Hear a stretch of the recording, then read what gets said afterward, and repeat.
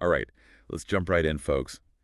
We're going deep today, a deep dive into some really interesting data. Interesting, for sure. Yeah, we're talking about internet search terms, all about presidential pardons. And not just any searches, these are yours. It's kind of like peeking into, the collective curiosity about this whole pardon thing. Right. So what we're seeing is a real mix of searches.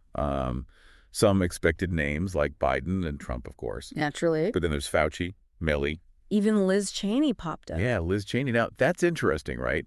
Because we usually think of pardons in a very specific context. Exactly. And the fact that you're searching for these figures who aren't typically associated with pardons tells us something. It tells us you're thinking outside the box. Right. You're looking at the bigger picture, the potential scandals, the events that could lead someone to need a pardon in the first place. And speaking of events, can we talk about the searches for January 6th pardons? Oh, yeah. And preemptive pardons, too. Sounds like a political thriller, right? It does. Okay, so we've got these clusters of searches. But what do they tell us about your focus within this whole pardon landscape? Well, if we zero in on the Biden and Trump searches, it's not just about them as individuals. What do you mean? You're searching Biden pardons list, Trump pardon list. Oh, I see. You're interested in the actual pardons they've given, maybe to compare, maybe to look for controversies, who knows? That makes sense. Like What that. about those searches for Hunter Biden and James Biden Okay. right alongside Trump family members? Uh-huh. Now it's getting juicy. It seems you're digging into how family ties might influence the whole pardon process. Right. Is that a thing? Like, can a president just pardon their family? Well, that's a great question, and it's one that has sparked debate and controversy for as long as presidents have had the pardon power. So we've got family ties, we've got potential scandals, we've got this fascination with January 6th and preemptive pardons. You're really exploring the limits of this power, aren't you? I guess so. It's also fascinating and kind of unsettling. Unsettling, for sure, but also really important to understand. All right, so we've laid the groundwork. We've got the big names, the potential scandals, the intrigue of family ties, and this deep dive into the legality and the limitations of preemptive pardons. Where do we go from here? Now that we've sort of decoded your search data, I think it's time to see how these themes play out in real-world cases. Okay, that sounds good. We'll use your specific searches as our guide. Excellent. So let's shift gears. Yes, let's shift gears. And dive into the sometimes confusing, always fascinating history of presidential pardons. This is going to be good. All right, so let's dig into some actual pardon cases, controversies, the real deal, and keeping your search terms in mind. One area that really jumps out is this whole idea of family ties. Oh, yeah? Potential conflicts of interest. We see searches like, did Nixon pardon his brother, right next to Ivanka Trump pardon? It's like I'm searching for a pattern, right? Like, have presidents always used pardons to help out their family? That's a really sharp observation, and it's a question that's been debated forever. And the sources I've been looking at, do they lean more towards like the legality of it or the ethics of it? It's a good question to keep in mind as we look at these cases. Legally, nothing really stops a president from pardoning family. But ethically, oh boy, it's a minefield. Makes sense. Historically. Huh. Yeah, these types of pardons, they haven't gone over well. Lots of public scrutiny, accusations of favoritism. Right, and it's not always about like outright corruption either. No, not always. Some of my searches, like Ford pardoning Nixon, make me think about pardons being used to like smooth things over politically. Stabilize things. Yeah, even if it means someone might not be held accountable. That's a classic example of how pardons get tangled up with the bigger political game, Ford's pardon of Nixon. Super controversial, but maybe, just maybe, it helped the country move on from a really tough time. You've got me thinking now. And you've also got searches for Clinton pardons Mark Rich. What was Scooter Libby pardoned for? Right. Those are cases where people really argued about the reasons behind the pardon. Yeah, okay, so family ties, political maneuvering, those are definitely on my radar. But there's this other group of searches I can't ignore. Let me guess, January 6th. Bingo. Searches like Trump pardons January 6th list. Can Biden overturn pardons? Heavy stuff. It feels like I'm trying to wrap my head around the legal fallout from that day. And that's where your searches point to this fascination with the limits of presidential power. Can a pardon cover actions tied to an insurrection? Can a future president undo those pardons? These are questions that legal scholars are wrestling with right now.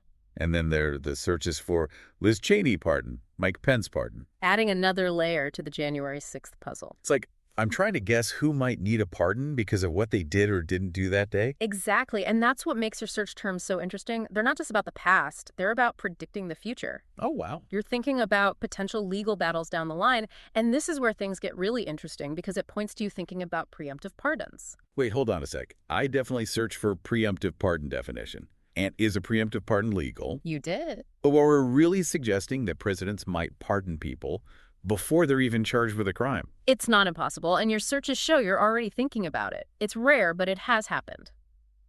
President Carter, for example, he gave a preemptive pardon to Vietnam War draft dodgers. Huh. I didn't know that. So I guess I'm trying to figure out if there's a precedent for using preemptive pardons in situations like January 6th.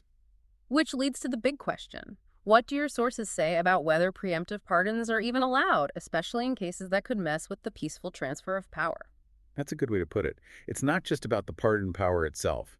It's about how it affects democracy and the rule of law.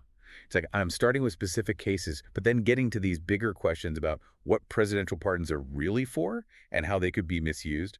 You're peeling back the layers of a very complicated onion, starting with names and events, but getting to the core of what pardons tell us about power, justice, accountability in our system. So we've talked about family ties, political scandals, the legal maze of January 6th, and this whole preemptive pardon thing.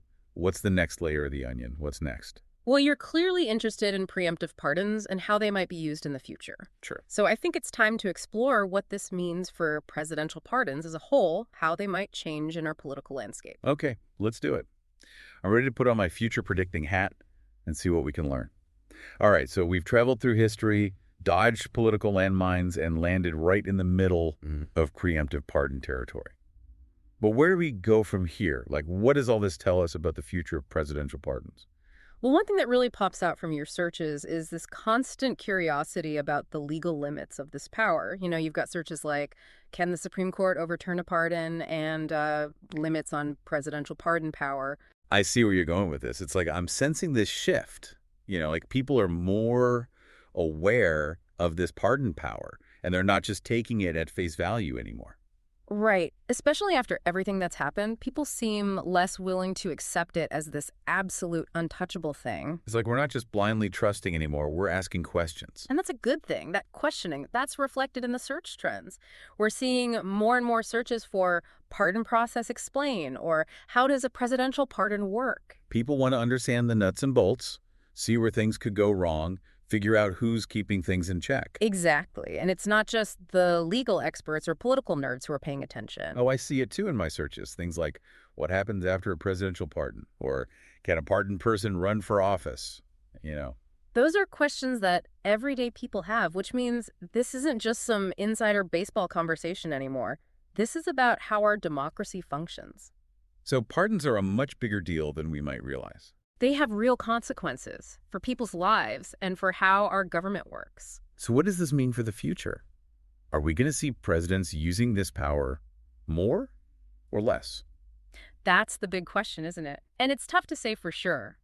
But based on your searches and what we're seeing in general, there are a few scenarios to think about. Okay, hit me with those scenarios. Well, one possibility is that presidents become way more careful with pardons, especially when things are politically charged. You mean less likely to do preemptive pardons or to pardon someone if it looks like they're trying to avoid justice? Exactly.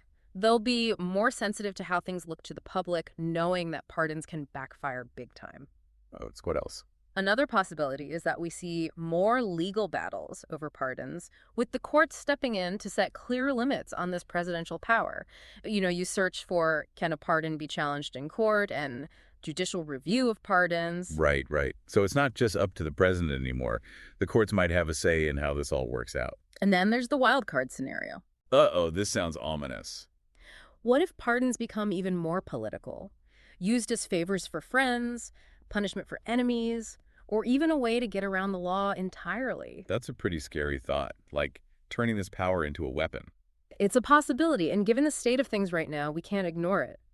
But here's the thing. Those scenarios I mentioned, they're not mutually exclusive. We might see bits and pieces of all of them happening at the same time. So it's messy, unpredictable. But what can we do about it? How do we make sure this pardon power isn't abused? It all comes down to awareness, education, and being engaged. When people understand the history, the legal side of things, and the potential for things to go wrong, then we can hold our leaders accountable. It's a reminder that we're not just sitting on the sidelines. We can shape how our democracy works, even in complicated areas like presidential pardons. Exactly. And that's why this whole deep dive has been so valuable. It all started with your search terms, but it's turned into something much bigger. It's been eye-opening, really. We went from simple searches to talking about the very foundation of our legal system and our government. And as we wrap things up here, I'd encourage everyone listening to keep learning, keep asking those tough questions, and be part of this conversation about presidential pardons. It's a conversation that matters now more than ever, and it's going to shape the future of our country. Thanks for joining us on this incredible journey into the world of presidential pardons. It's been a fascinating deep dive. Today is your lucky day. Today is the day that our $3 website works for you, paying you directly to your PayPal daily. Imagine $3 ongoing continuous payments to your PayPal account. Imagine falling asleep and waking up to $300 in your PayPal account. How would this make you feel? How could this help you? What bills could you pay? What kind of fun could you have? What does that retirement look like now? All for a one-time payment of $3. This website is DFY done for you, fully built and completely hosted, and never stops collecting payments for you. You have spent $3 on coffee on a regular, but that coffee won't help you create multiple streams of income. Click the link below.